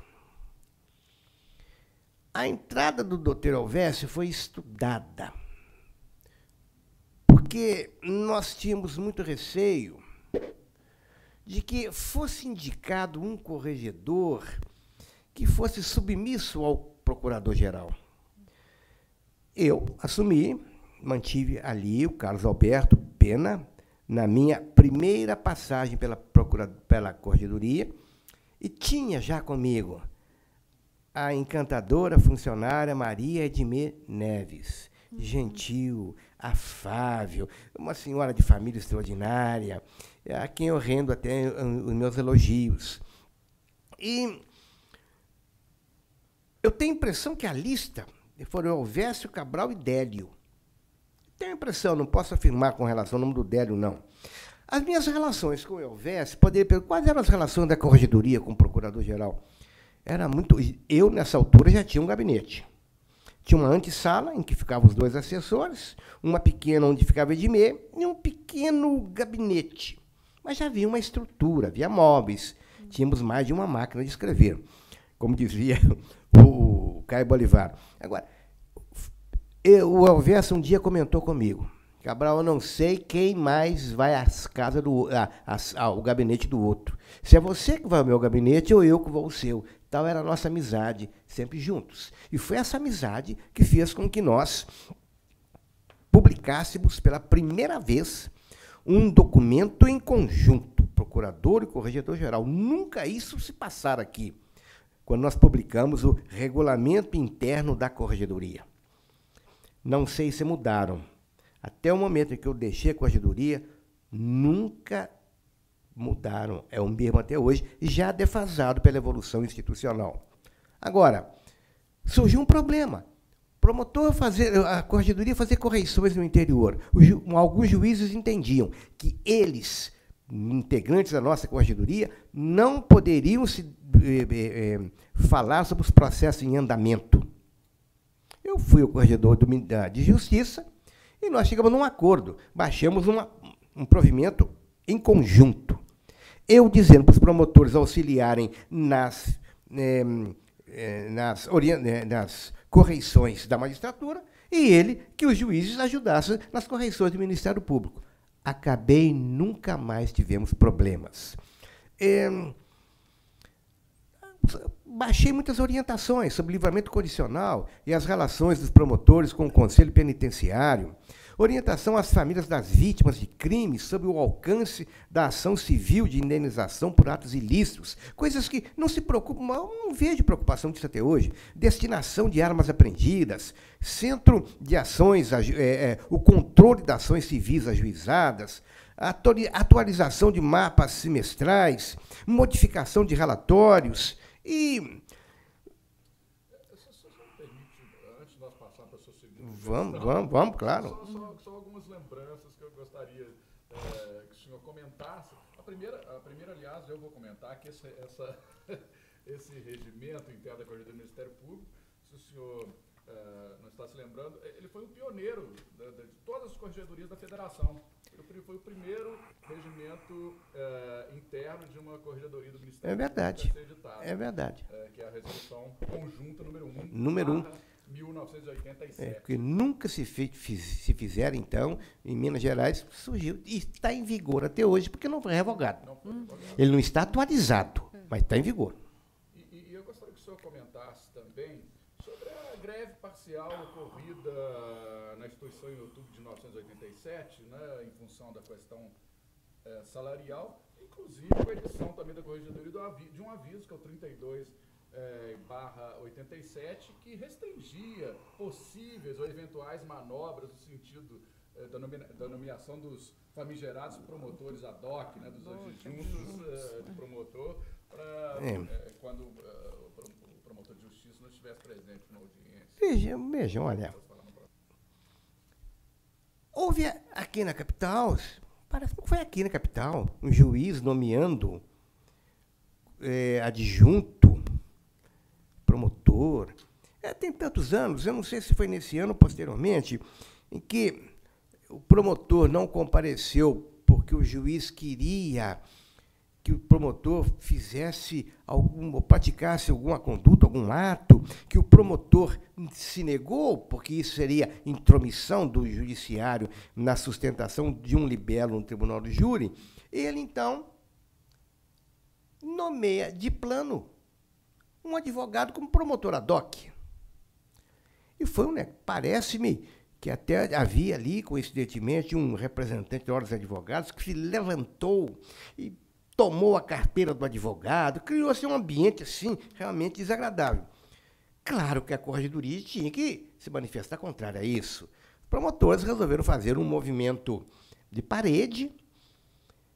Aliás, doutor Sérgio, fazer movimentos de parede, ou grevistas, como queiram dizer, isso ocorreu muito no Ministério Público. Nós fizemos greve em vários instantes históricos. Tudo que nos foi dado não foi dado de graça, foi dado com luta, com exposição, com riscos, inclusive. Houve greves em que chegou-se a veladas ameaças de exonerações. Nós nunca cedemos. Então, foi nesse caso aí, realmente, a Corregedoria tomou uma posição, e uma posição que ia a favor daquele movimento paradista que então existia. Também, nessa época, estava tramitando o processo constituinte. Qual foi a sua participação? Constituinte. Bem, olha, a minha grande participação pessoal foi com a Lei Complementar 40. Quando chegou a Constituinte, isso já estava entregue aos promotores de São Paulo e do Paraná. Nós fomos a São Paulo, nos reunimos, e de lá saímos, São Paulo, a Curitiba, e de lá saímos com a Carta de Curitiba.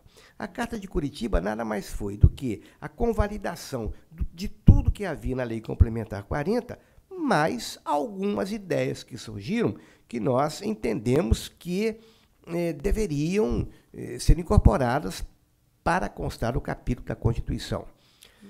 Eu participei apenas das ideias, das sugestões para o que poderia ser consignado na Constituição. Mas o trabalho de campo, o dia a dia, eu não participei disso. Apenas estive presente lá quando colocaram em votação o nosso capítulo, e a apreensão nos invadindo o coração, na hora que o presidente da mesa aperta o botão para mostrar como ficou a votação, aquilo encheu de ver, tudo veio de aprovando. Muita gente chorou. Muita gente chorou. Valeu a pena a luta. E no âmbito estadual, o senhor participou estadual, também? Nesse aspecto. Aqui foi o deputado Bonifácio Mourão, um homem de muita inteligência, de muita respeitabilidade e dignidade. Ele foi o relator e nós procuramos, não sou eu e outros, procuramos para mostrar para ele o que nós tínhamos no âmbito federal e no âmbito estadual. E até colocamos ali a independência financeira, que foi para nós em Minas fundamental. Então, nós podemos entrar na sua segunda gestão na Corregedoria Geral do Ministério Público, que vai de dezembro de 93 a dezembro de 1995. Veja, Sérgio, naquele momento histórico, eu já tinha uma experiência de corregedoria. Em segundo lugar, eu estava diante de uma nova lei que tratava da eleição do corregedor. Já não era mais o procurador-geral indicar um nome de uma lista tríplice. Já se tratava do colégio de procuradores escolher o corregedor. Eu fui à casa de praticamente todos os procuradores na época, manifestando meu interesse em voltar à corregedoria, dizendo quais eram meus planos, o que eu pretendia fazer. E fui o mais votado. É verdade que se diga, porque anteriormente eu tinha concorrido. Eu fui o mais votado. Mas, antes da minha recondução, minha volta, a lei ainda era o procurador escolhe o nome dentre 3. Eu entrei na lista o mais votado. E ele escolhe o menos votado. Mas, quando eu entro, já não havia isso. O procurador que não me escolheu vez passada, direito dele, claro, evidente, todos os 3 colegas excelentes, ele tinha a opção dele, temos que respeitar. Mas, quando eu sou escolhido, ainda era aquele procurador que não me escolheu. Esse processo de eleição se deu através de um voto fechado ou de voto aberto nessa sua segunda gestão? Só houve uma vez em que o voto para a escolha do procurador-geral, para o corregedor-geral, foi oral. Todas as vezes anteriores ela foi secreta, e parece-me que ainda o é até hoje. Sim. A grande surpresa que eu tive é que a corregedoria foi criada dentro do recinto administrativo da Procuradoria. E, de repente, ela não estava mais lá dentro. De repente, ela saíra da Procuradoria e foi para o Fórum. Recebi, então, uma comunicação de que o Procurador-Geral iria me visitar o corregedor no Fórum. Foi com toda a equipe dele. E ele já tinha conseguido uma sede própria num prédio, que é a atual Torre 1. Foi me visitar. Claro que eu recebi muito bem. E, a hora que ele se assentou, cai um pedaço da poltrona. Falei, eu tenho agora que ligar para o ventilador. E falei, fulano, faça favor. O cara pegou um barbante, foi lá, amarrou num poste para não cair. Falou, ó, tá vendo aí? Para não cair, tem que botar isso que está aqui. Falei, escuta, você sabe qual é o expediente nosso aqui? Nós temos expediente da parte da manhã e da parte da tarde. Funcionários diferentes. Sabe por quê? Porque não cabe todo mundo aqui. Eu tenho que aproveitar metade do pessoal de manhã e metade do pessoal à tarde para não ficar ninguém à toa. Escuta, você sabe quantos assessores eu tenho aqui? Vamos ver onde é que eles ficam? Era uma sala em que se amontoavam birôs velhos, cadeiras velhas, arquivos daquele que talvez seja na época de Sansão e Dalila. Uma loucura. Ele mesmo teve vergonha daquilo. Eu falei, olha, a nossa situação não pode continuar. Nós temos que voltar para a Procuradoria. Ainda mais agora. Uma pequena interrupção, porque como eu vivenciei isso, só para lembrá-lo, que as máquinas de escrever eram precárias e os computadores, cada assessor comprou o seu. Primeiro o doutor Manuel Divino, depois eu, doutor Júlio, cada um tinha o seu próprio, nada da Procuradoria. Nada da Procuradoria. E eu falei, é hora de voltarmos. Nós queremos espaço, não? Perfeitamente. O seu diretor administrativo, uma pessoa muito franca, e eu também sou muito franco, quando é preciso. E eu senti que eles não sabiam o que era uma corregedoria, qual a sua importância, qual o seu status. Quando eu vim ver o que iriam deixar para a corregedoria no 10º andar, era um terço do andar. Falei, escuta, você sabe quantos funcionários tem a corregedoria? Você sabe quantos arquivos nós temos? Aí eu consegui um aumento. Elas não conseguiu andar inteiro, mas aumentei muito mais do que aquilo que queriam nos dar. Eu tinha um gabinete, os assessores, infelizmente, ficavam 2 em cada gabinete. Só havia um gabinete pequeno que ficava 1. E nós lutamos por espaço e viemos para cá.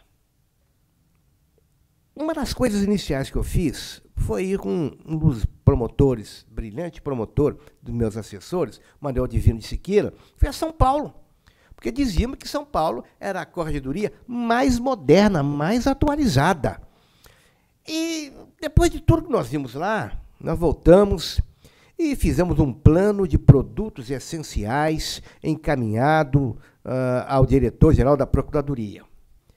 O que nós estávamos pedindo eram recursos até mesmo modestos para o controle operacional de atribuições de mais de 600 membros do Ministério Público. E não nos foi dado nada. E um dia eu recebo um aviso de que o Procurador-Geral gostaria de ter a minha presença para entregar o computador da Corregedoria. Eu e Manel subimos na maior alegria.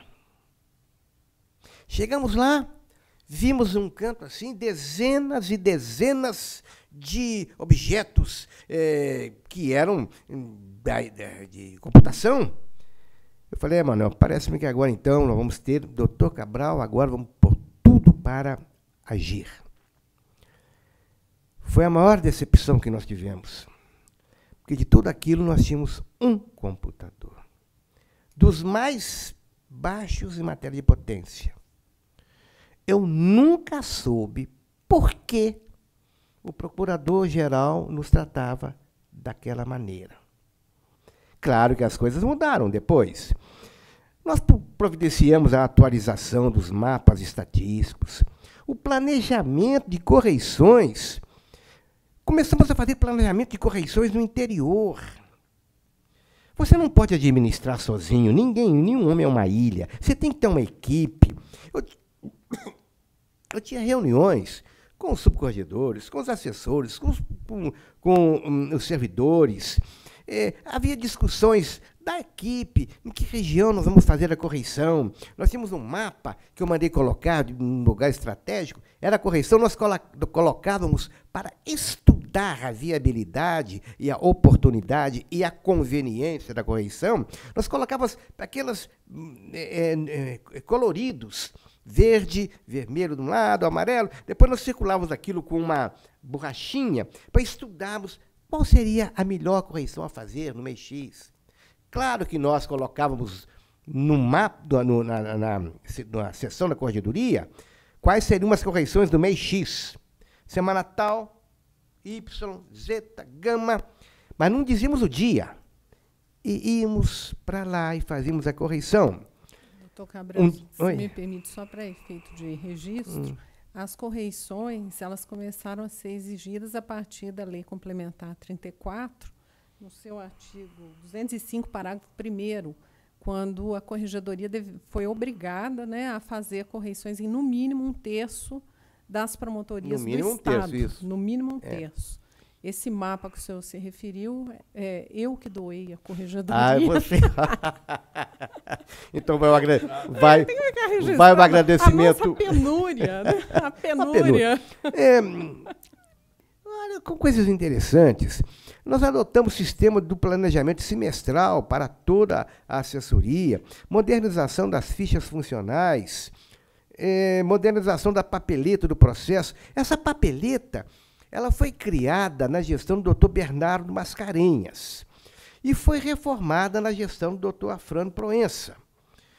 Dentro da corregedoria, Sérgio, eu tive que formar uma equipe. Pouca gente sabe. Como é que o senhor formou a equipe, afinal de contas? Os subcorregedores, pela primeira vez, surgiram na estrutura da corregedoria. Então, como fazer isso? Na Assembleia, tramitava na lei orgânica do Ministério Público a criação de 6 cargos de subcorregedores. Mas como então na Assembleia já tramitava isso, Eu quero crer que talvez o procurador-geral já tivesse ouvido que isso não teria problemas. O certo é que ele, por uma resolução, antecipou a criação daqueles 6 subcorregedores.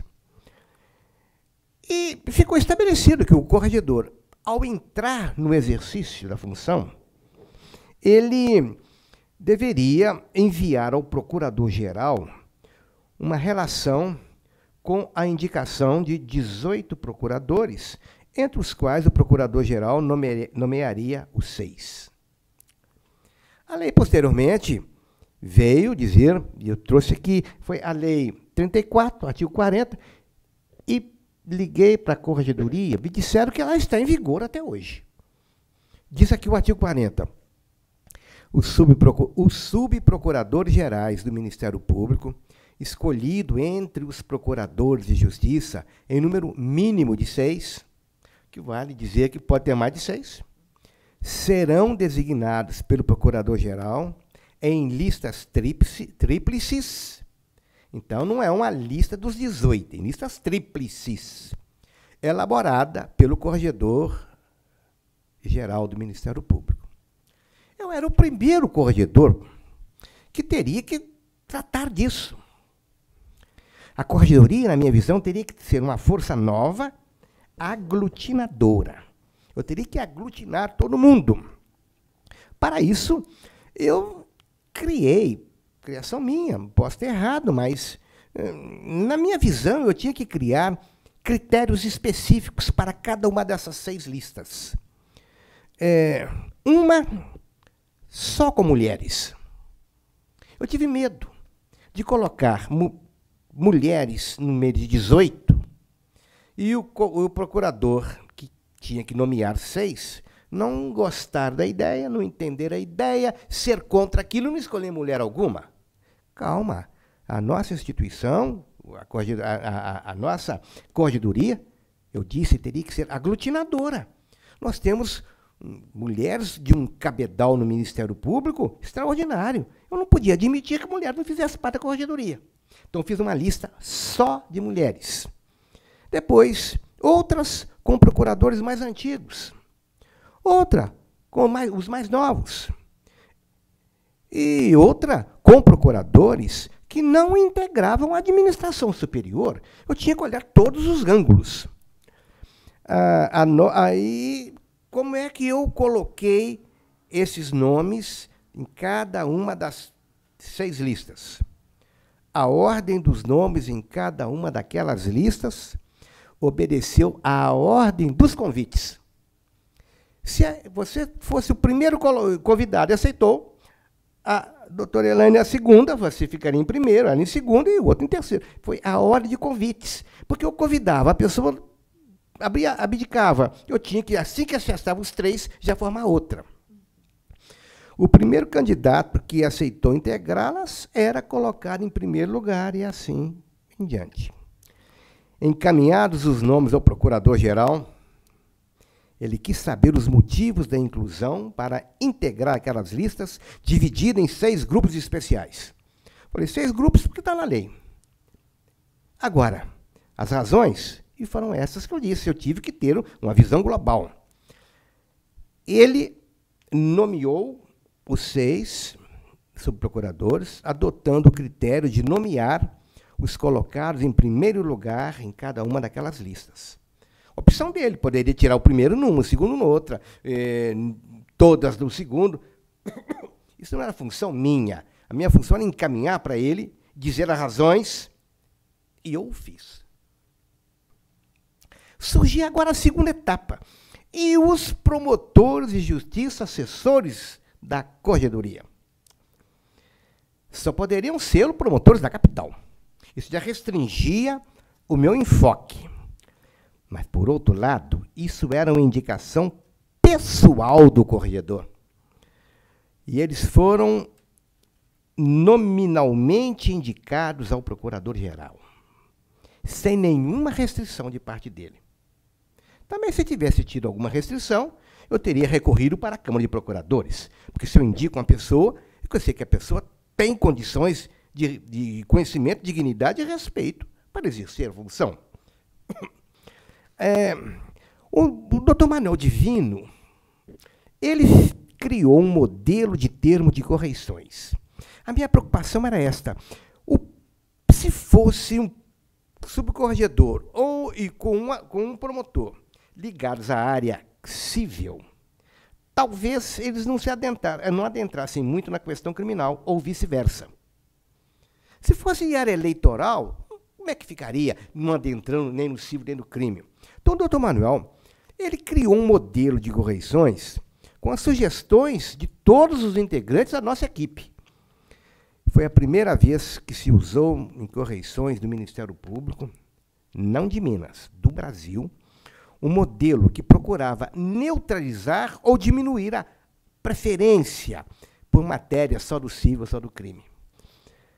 Quero registrar também, que fique para o futuro, que nós realizamos 241 correições ordinárias, 12 inspeções, 17 sindicâncias, emitimos 626 pareceres em estágios probatórios, todos aprovados pelo Conselho Superior, 428 pareceres administrativos, atualização de quase 13 mil fichas, substituição de 916 pastas, 5 avisos de orientações funcionais, atendimento de 2.250 consultas telefônicas. A orientação filosófica que a gente poderia dizer que tínhamos é que nosso ministério, a nossa missão era ajudar os promotores e não puni-los. Não iríamos apenas homologar aquilo que disseram que teria ocorrido, não. O promotor, quando nós saímos, deveria, dentro de cada um, ter o pensamento de que ele, promotor, estava certo. Agora, de acordo com o que fosse apurado em loco, esse pensamento inicial poderia, então, ser fundamentado contrariamente. Mas não era a nossa função punir. E fizemos isso muito, fizemos muito. Eu tive um problema de um promotor em estágio probatório, que por requerimento meu, devidamente comprovado através de uma sindicância, ele não foi confirmado na carreira e saiu. Eu nunca tive dor de consciência nisso. Tudo que se falou dele, nós estamos achando que era mentira e era tudo verdade e mais alguma coisa. E essa tranquilidade que eu tive, foi um rapaz que passou muito bem colocado no concurso, ele não era de Minas, voltou para o seu estado natal. Fez concurso para, se não me engano, escrivão. 6 meses depois, foi demitido a bem do serviço público. Qual que o senhor acha que é a relevância da função correicional em uma instituição que possui as características do Ministério Público, entre elas a tão decantada independência funcional de seus membros? Isso é um conceito que flutua muito. Porque a independência funcional não pode ser negativa de funcionamento profissional. Nós tivemos um caso concreto. Quando eu assumi a corregedoria, eu encontrei, numa gaveta, uma sindicância que estava parada. E eu nunca fui de esconder as coisas. A franqueza deve existir em tudo. Eu continuei com aquele trabalho. Chegou um momento em que eu vi que a portaria que o instaurou não estava perfeita, tive que recomeçar de novo, e dali surgiram duas sindicâncias. O promotor foi absolvido, o promotor não respondeu por uma questão ali, já que estava prescrita, mas, na outra, ele foi punido com a pena de... eu não me esqueci o nome. Quando você chama a atenção da pessoa... Censura. Censura oral, consignada em ficha. Não iria ser nada publicado, portanto. Era só a censura oral, mas só na ficha. Ele recorreu, direito dele, recorreu para a Câmara entendeu que ele era um formador de opinião, e os formadores de opinião não podem ser punidos, e retirou a punição dada pelo corregedor e o absolveu. Direito da Câmara. Usei aquilo que a lei dizia, e a Câmara mudou. A mim não afetou nada. Não sei se afetou a instituição. Deus queira que não. Esqueci-me de falar que eu criei também o chamado livros especiais para os termos de posse. Os promotores tomavam posse diante dos juízes. A corregedoria era desconhecida dos promotores novos, porque durante 4 ou 5 anos, os promotores não iam à corregedoria, a corregedoria estava no fórum. O que é que um promotor do interior iria fazer no fórum? Aqui. Então, passamos a fazer as entradas em exercício aqui, livros próprios. Posteriormente, outros corregedores que vieram aboliram isso. Bom, eu achei que aquilo seria um documento histórico fantástico. Aboliram. Mas eu criei aquilo que eu achei que seria interessante. Eu me lembrei agora da questão das aulas, o termo não é bem apropriado, ministradas pelos assessores da Corregedoria Geral do Ministério Público nos cursos para os aprovados no concurso do Ministério Público. Isso também, se não me engano, foi uma criação do senhor na sua primeira passagem pela Corregedoria do Ministério. Eu me recordo que no princípio não havia isso, mas havia um contato da Corregedoria com os promotores. Eu pedia que eles dessem uma visão da atuação da Corregedoria. Só que depois vieram os assessores, posteriormente, como existem até hoje, e isso até foi aprimorado, foi aumentado. Mas é possível que tenha sido eu mesmo que tenha feito isso. Não vou afirmar. Doutor Cabral, depois de tantos anos de trabalho árduo, de amor incondicional à instituição, eu gostaria de perguntar ao senhor, o senhor faria tudo de novo ou o senhor se arrepende de ter trabalhado tanto? Da mesma forma, do mesmo jeito e com o mesmo entusiasmo. Eu faria tudo. Eu faço questão que fique registrado agora e de minha própria voz, os meus agradecimentos a todos que me ajudaram durante anos dentro do Ministério Público.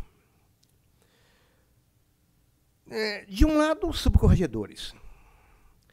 Antônio Padua Pontes, Elane Martins Parisi, Júlio César Gutierrez Vieira Batista, Luiz Antônio Sasdelli, o nosso corregedor hoje. Aliás, eu disse que de meus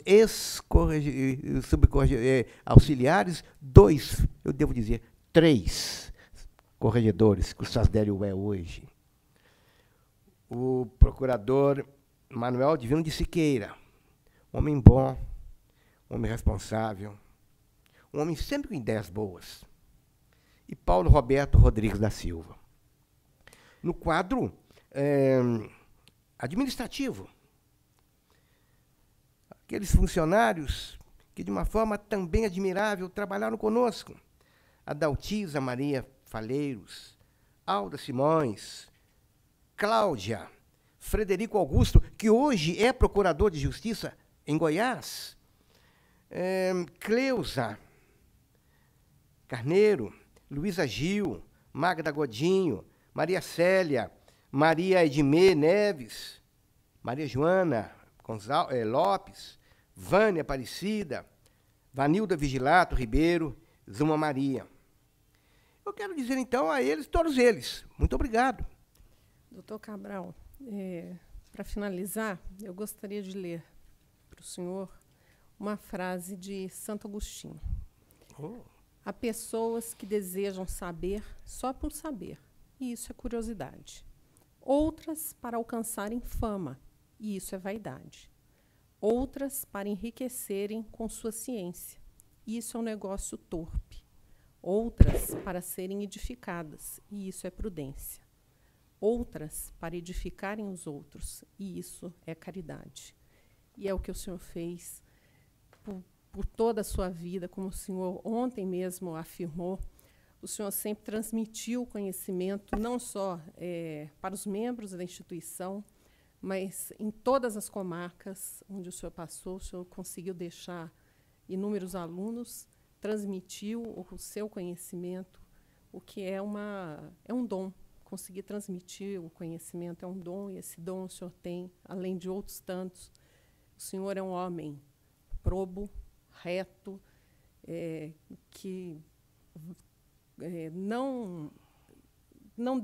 luta, aguerrido, um homem, é realmente um exemplo. Muito obrigado.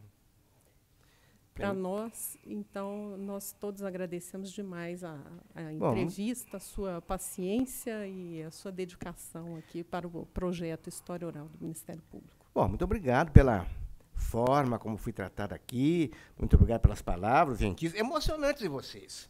Eu gostaria de dizer àqueles que estiverem me escutando no futuro, principalmente aqueles que um dia adentrarem no Ministério Público, que se nós não tivermos princípios éticos, morais e religiosos, nós não seremos um homem ou uma mulher perfeitos. Mas eu gostaria de terminar com uma mensagem que não é minha, é de um homem que eu não conheço, José Tadeu. Mas uma mensagem que se aplica a cada um de nós e cada um de vocês pela vida em fora. É aquela que diz: a vida não dá nem empresta, não se acomoda nem se apieda.